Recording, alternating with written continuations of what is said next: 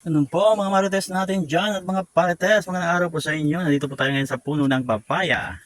Grabe ang init ngayon. Alam nyo naman dito sa Batangas, lalo na sa Ambulong, 44 degree ang init.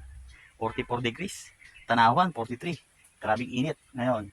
So ngayon, makikita natin, ang ating kukuhanin ngayon ay ang hinog na papaya. Ayan po. Apat po. Yan, hindi natin mauubos yan. Dami. Hinog na papaya. Susungkitin natin yan. Alright.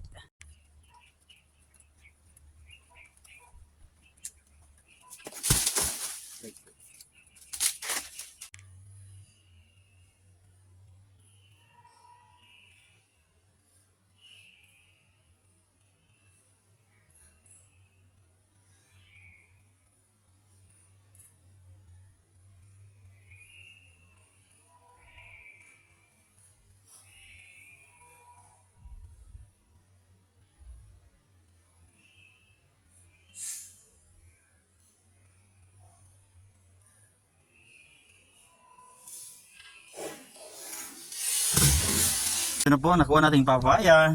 Ayun. Apat na hinog iyaw. Pagkaganda na. Ayan.